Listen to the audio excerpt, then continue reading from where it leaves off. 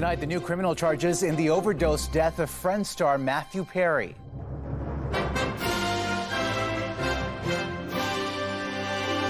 The broad underground criminal network police say was motivated by greed. They knew what they were doing was wrong. And the 5 individuals accused of taking advantage of the actor's vulnerability. On the eve of the return to Jasper. What we are is resilient. I know that the town will bounce back. The anxiety as residents prepare to re-enter for the first time since that destructive wildfire. Nationwide protests sweep India after a doctor is raped and murdered, fueling outrage despite new laws. Plus, the big win for landlords in BC, why a ruling approved a major rental hike, hammering tenants. And Captain Newfoundland. They're not what you think of when you think of Newfoundland, and we just want to explore something that is so unique and important. Reviving a superhero from the rock.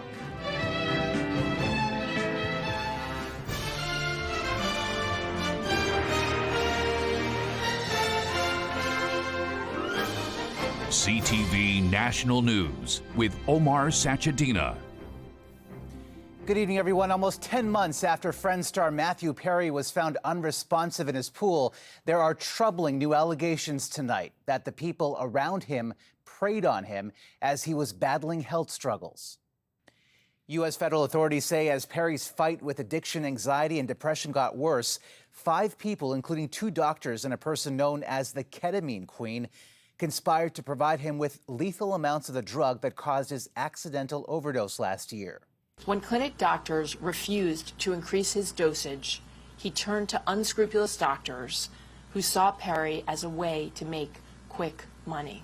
Ketamine is a well-known party drug, but mostly a medication used for anesthesia and recently prescribed as an alternate treatment for depression, though with serious risks. CTV's Joy Malbin on the criminal charges and the revealing text message from one of the doctors about his high-profile patient. Federal prosecutors in Los Angeles charged 5 people in connection with the death of actor Matthew Perry, part of an underground criminal network. 2 doctors, even Perry's personal assistant, arrested, along with an alleged drug dealer known as the ketamine queen. The suspects using coded language and text messages calling the drug Dr. Pepper. They knew what they were doing was wrong. They knew what they were doing was risking great danger to Mr. Perry, but they did it anyways. In the end, these defendants were more interested in profiting off Mr. Perry than caring for his well-being. Court records allege Dr. Salvador Plasencia, known as Dr. P, sold Perry 20 vials of ketamine for $55,000, writing in a text, "I wonder how much this moron will pay. Let's find out." The indictment alleges Dr. P showed Perry's assistant how to inject the actor with ketamine, including on the last day of the actor's life. The drug supplied, say authorities, by the so-called ketamine queen. The ketamine supplied by Sangha would ultimately be the dose that took Matthew Perry's life. Sangha knew that the ketamine she supplied could be deadly. Perry was found floating face down in a hot tub at his L.A. home last October. An autopsy revealed he died of a ketamine overdose and subsequent drowning. He'd been treated professionally with the drug for depression and anxiety, but the medical examiner concluded the drug in his system was not from therapy. Best known for playing Chandler Bing on Friends, Perry spoke about his fame and battle with addiction in a brutally honest memoir, telling ABC how desperate he'd become. 55 Vicodin a day, which is where I was. 55. Yeah. If convicted, Dr. Plasencia and the ketamine queen could face life in prison, and the 3 co-conspirators up to 25 years. Tonight, Perry's family said in a statement they're heartbroken, but welcome the charges and hope that justice will take its course. Omar? All right, Joy, thank you. A major bust to tell you about tonight. Police in Toronto have cracked a nationwide drugs and weapons trafficking network. They've arrested 32 people, the youngest just 16, laid 158 charges, seized drugs worth over $1 million, and more than $320,000 in cash. Toronto gangs are not just a local problem.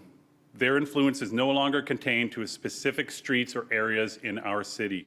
Police say a Toronto street gang called the Jamestown Crips had spread its network west to the prairies and as far east as Newfoundland. The investigation lasted nearly a year. Officials in Jasper have warned residents that photos will not prepare them for the smell when they begin returning to the town in just a matter of hours to survey the disaster and devastation firsthand. As CTV's Kathy Lee reports, even as they look back, they are trying to find a way forward. A monochrome world of black and gray and charred skeletons of special places. These images still won't prepare Jasperites for the real thing. There's a whole bunch of anxiety, nervousness, just looking around and seeing things that were special to you, and then they're gone, That'll probably hurt the most. It's hard to anticipate how you're going to feel when you get there.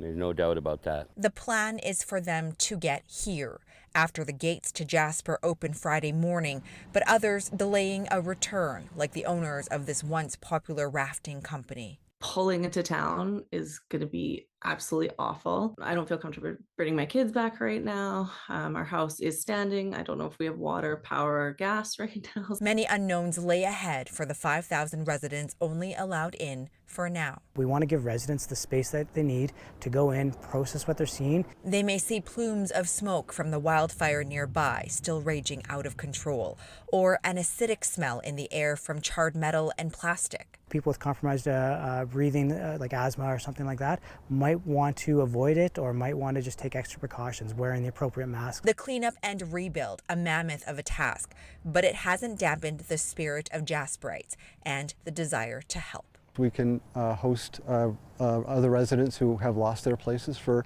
a time if they need a bridging opportunity. There's no word yet for when non-Jasper residents can revisit the town, a concern for a place that heavily relies on tourism. Kathy Lee, CTV News, Hinton, Alberta. And as thousands prepare to return to Jasper, thousands of others are being forced to leave a remote First Nations community in northern Manitoba because of a wildfire threat. The fire is burning about 10 kilometers south of Bunabonabee Cree Nation, home to roughly 3,000 people. Quebec's premier today defended why it took him nearly a week to witness firsthand the damage caused by torrential flooding. We are talking about hundreds of problems in 10 different regions in Quebec. Legault says his focus has been on restoring power and repairing roads. Last Friday, record-breaking amounts of rain battered many parts of the province. And all eyes now are on a storm swirling towards Atlantic Canada, but its path and potential impact still unclear. Hurricane Ernesto is barreling north after slamming Puerto Rico, which suffered flash flooding, knocking out power to nearly half the island yesterday. Ernesto is expected to strengthen to a Category 3 hurricane tomorrow as it approaches Bermuda. Sweden has now become the first country outside Africa to confirm a case of the deadlier strain of the mpox virus, a day after the World Health Organization declared it a global health emergency. CTV's Rachel Aiello on how Canada is preparing. No cases of the new, more severe mpox variant have been detected in Canada yet. With the risk to Canadians still considered low, federal officials are working to update public health guidance. We really still needs to be vigilant. We need to study any cases that might arise. Caught through close contact and resulting in flu-like symptoms and lesions, Canadians are being urged to take precautions if traveling to countries with outbreaks. The current major mpox surge started in the Democratic Republic of Congo and has since spread to neighboring African countries. Today, the first case of the contagious variant outside of the continent was reported in Sweden. Scientists say the mutation prompting the new WHO warning is more transmissible than the strain that sparked a global mpox emergency 2 years ago. It's caused by a different type of the virus called clade 1. All right, I'm just going to close the needle. Health Canada says it has secured a sufficient supply of vaccines that protect against both strains of mpox. The U.S. has pledged to donate 50,000 doses, while officials in this country have yet to confirm next steps. With national guidance still limiting the 2-dose vaccination series to those at a high risk of exposure, Global disease experts say the Canadian government should quickly offer doses to the hardest hit countries. If we don't try and get things contained on the ground in places that are hotspots for these types of outbreaks, we inevitably are going to have to overinvest in response efforts when these types of outbreaks escalate. 164 cases of the less severe type of mpox have been reported across Canada so far this year, predominantly among men who have sex with men. With some cities seeing a summer surge, public health officials are urging Canadians to be vigilant and, if eligible, get vaccinated. Omar? All right, Rachel, thank you. Talks for a ceasefire in Gaza have resumed in Doha as the human cost of the war was laid bare today. More than 40,000 Palestinians have now been killed, most of them women and children, according to the Hamas-run health ministry. Israel's military says it has killed 17,000 terrorists since the Hamas attack killed 1,200 people last October. More than 1 billion people in India celebrated their Independence Day today, marking a break from British rule more than 7 decades ago. But for millions, especially women, the fight for freedom continues. Last week, a 31-year-old doctor, a trainee, was found raped and murdered in a government hospital, reportedly while she was sleeping in a seminar room after a 36-hour shift because there was no rest area for staff, sparking mass protests for stronger enforcement in a country where there are 90 rapes a day and low rates of conviction. CTV's Heather Wright reports. On streets across India, people are protesting, marching through the night in response to the brutal rape and murder of a young female doctor in the hospital where she worked. We have to demand justice, this woman says. I have a daughter and I am afraid to send her anywhere. The 31-year-old doctor was found dead on Friday. Police say she had been raped and was bleeding from her eyes and mouth. A police volunteer has been charged in connection to the case. Protesters say they want to reclaim the night by calling attention to the lack of safety for women in India, especially at dark. I am angry, I am appalled, but I'm also not surprised. Deeplina Banerjee is a PhD candidate at Western University and is from Kolkata, where the young doctor was murdered. She says the prevalence of sexual violence in her home country is rampant. This is a result of a very ingrained culture of impunity, silencing, and shaming. Speaking today to mark India's 78th Independence Day, Prime Minister Narendra Modi called for strict punishment for those responsible. Tougher laws were passed in the wake of the 2012 gang rape of a young woman on a Delhi bus, seen as a turning point in women's safety in India. The new laws were meant to include swifter convictions and faster trials, but critics say they have done little to curb violence against women. Protesters say these demonstrations are just the beginning, one calling them a mass awakening, hoping not only for government action, but a shift in culture as well. Heather Wright, CTV News, Toronto. Fears over safety of fans and a foiled terror plot did not stop Taylor Swift from stunning a stadium of nearly 100,000 people in London tonight. Swift added some surprise star power into the spectacle when Ed Sheeran joined her on stage for a duet mashup.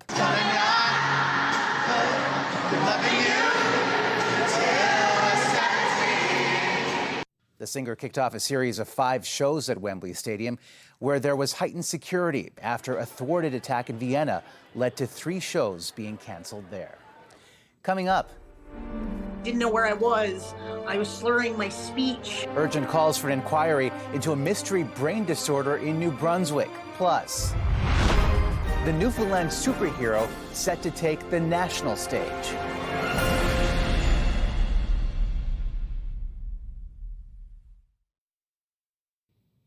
A renewed call tonight for a public inquiry into why so many New Brunswickers have come down with a mystery brain disease. CTV's Sarah Plowman has the story. 4 years ago, 41-year-old Sarah Nesbitt experienced numbness, tingling, pain in her hip and spine. Didn't know where I was. I was slurring my speech. Walking was becoming a trouble. Her doctor referred her to neurologist Dr. Alier Marrero, one patient in a growing group suffering from what was thought to be a mysterious brain illness. More than 2 years ago, a provincial investigation ruled that out and halted further investigation by its federal counterparts, saying patients had most likely been misdiagnosed. Patients are still questioning whether their symptoms are linked to environmental toxins, like the herbicide glyphosate.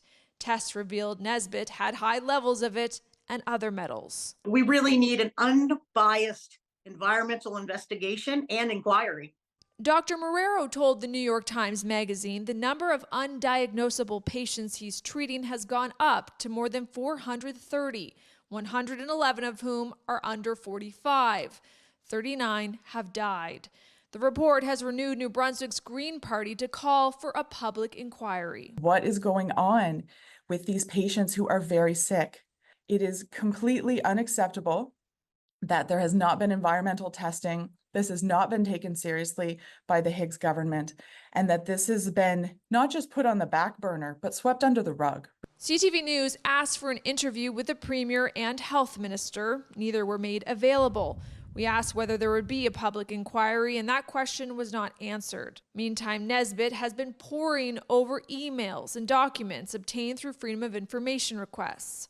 It's clear that they shut down the investigation while they had the cause to look into it further. 4 years on, she says she feels better and credits the fact that she moved, but still has pain, a tremor, seizures, on top of a ton of questions. Sarah Plowman, CTV News, Fredericton. Still ahead. Anytime you see a 23.5% rent increase, that definitely is going to raise some eyebrows. The most expensive place to rent in the country just got worse.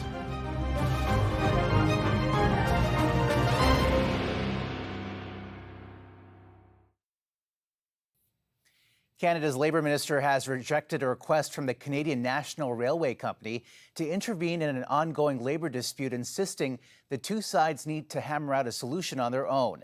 The decision comes ahead of a looming lockout and strike at CN Rail and the Canadian Pacific Kansas City Railway that could begin as soon as next week. Industry groups warn a shutdown would have a major impact on the economy. Canada's railways transport over $1 billion in goods each day. There has been another casualty to Canada's discount airline industry. Canada Jetlines announcing today it's immediately grounding all flights and temporarily ceasing operations and filing for creditor protection. The move comes less than 2 years after the airline first hit the skies. It's on track to become the third low-cost airline to fold in the past year after Lynx Air and Swoop. And it's not just the airline industry feeling the pinch. So are Canadians forced to rent because they can't afford a home. Tonight, we are learning about a recent decision that allowed a pair of landlords in BC to raise the rent significantly past the maximum allowable cap in the province. CTV's BC Bureau Chief Andrew Johnson tells us why. BC is the most expensive place to rent in Canada, and after a recent ruling, a couple of tenants are about to pay much more. Anytime you see a 23.5% rent increase, that definitely is going to raise some eyebrows. The decision from the residential tenancy branch reveals the owners of the building purchased it 3 years ago, and the monthly mortgage payment was $45,000. Now, because of skyrocketing mortgage rates, that's risen to more than $80,000. So they applied for permission to jack up the rent to offset their losses. They argued they had good reason to expect mortgage rates to remain low, and the massive jump came as a surprise. The arbitrator agreed, allowing a 23.5% jump in rent when the maximum allowed yearly in BC is 3.5%. The Vancouver Tenants Union worries this could be just the beginning. Our main fear is that every landlord is going to make an attempt to do the exact same thing. If governments start bailing out every landlord who's taking a loss, you're going to see rents rise dramatically across the board. Other advocates are calling for the province to punt an outdated policy. This is just another example of the way our system sort of makes those with less subsidize the risk of those with more. Tenants end up carrying the bag far too often in our current system. Landlord BC is characterizing the decision as simply an enforcement of a long-standing, lesser-known regulation. It will likely still be a rare decision. In fact, there are, like I said, there is at least one other decision that I've seen that is from the last several months that went the other way. We reached out to BC's housing ministry, and the province has confirmed the policy that will result in these tenants paying hundreds more each month is now under review. Omar. All right, Andrew, thank you. And before we go to break, we want to show you a cute moment in Ottawa that may bring a smile to your face. Hey, buddy. The cat got into the ceiling 3 days ago, fell down a shaft, and got stuck behind the wall. Firefighters used a thermal imaging camera to track it down and, as you can see, bring it out safely. What a relief, and now time for some treats. After the break. Join the captain now as he explores the outer and inner spaces of life through the magic of television. Reviving a superhero from Atlantic Canada with the goal of making him known nationwide.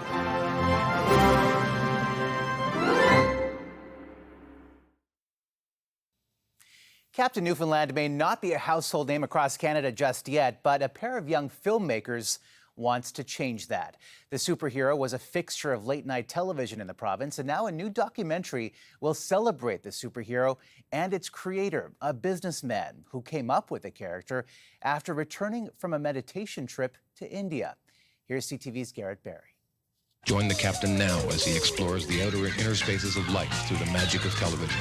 His ancestors came from beyond the stars, settling on the lost continent of Atlantis, or, as you might know it, Newfoundland and Labrador. Captain Newfoundland is the spirit of Newfoundland. He lives in the hearts of all of us. He saved Viking Leif Erikson from an alien attack, overcoming his enemies with the power of oneness with the universe. He can assume any physical form. At least, that's how the story goes. Psychedelic is a great word for it. Captain Newfoundland, who was revealed in the 1980s on the airwaves of local TV station NTV, is now going national in a new telefilm-funded documentary that aims to start shooting next year and premiere in 2026. To a pair of young filmmakers, it's a no-brainer, one of the most distinct local characters created by perhaps the most distinct local media mogul, Jeff Sterling. He really thought everything is possible here, and that is this really optimistic outlook for our province that we don't always get. Sterling often filled his late-night NTV airwaves with contemplation of the philosophies of the universe, the metaphysical, the forms, the known and the unknown. Wildly experimental, bizarre footage, animations layered on top of each other with rock music or pop music playing, and just doing whatever they wanted. They're not what you think of when you think of Newfoundland, and we just want to explore something that is so unique and important. And of all the great teachings of Captain Newfoundland, there is one that stands above all others. To thine own self be true. Garrett Barry, CTV News, St. John's. The captain and Garrett, clearly a fan of Shakespeare. That's a snapshot of this Thursday for all of us at CTV National News. Thank you for watching, and good night.